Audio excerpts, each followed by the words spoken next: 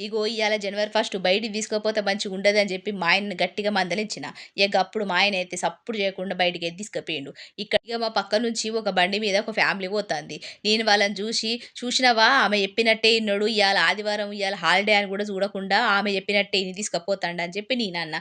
"అవునే ఆడవాళ్ళ మెంటాలిటీ అంతా గట్టనే ఉంటది. ఒకటే లెక్క ఆలోచిస్తరే" అని మా ఆయనన్నాడు. ఇగ నేనన్నా, "అవును మీరైతే రోజు బయటికి పోతారు, మంచి మంచి ఫుడ్‌లు తింటారు. మేమెప్పుడో ఒకసారి తీసుకుపోమంటే మీకు గిట్ల అయితాందేంది" అని నేనన్నా.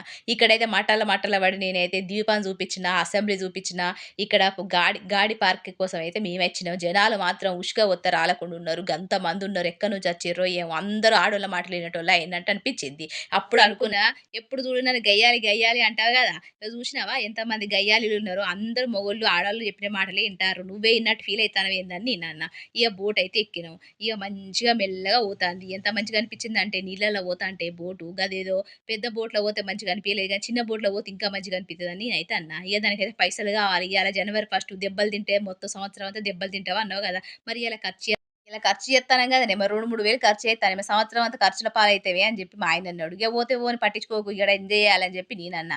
ఇక్కడ చూత్తారు గదా! బుద్ధుడు, దాంతో పాటు అసెంబ్లీ మంచిగా నీళ్ళలో పోతాంటే మంచిగా ఆకలైతాంది. మరి ఇంటికాడ తినుడా? మరి బయటనేమైనా తినిపిత్తవా? వాటికి ఖర్చులు ఎక్కువైతాయని జెప్పి కోపంగా ఇంటికి తీసుకుపోయి అండిపిత్తవా అని నేనన్నా. లేదు లేదు నీకోసం ఒక స్పెషల్‌గా ఒకటి ఫుడ్ తినిపిత్తా. నువ్వు తిని మస్తు ఫిదా అయిపోతావే అని మా ఆయనన్నాడు.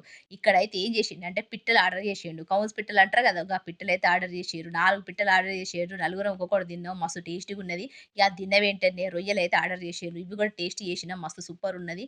ఇగ రొట్టెలైతే ఆర్డర్ చేసిండు.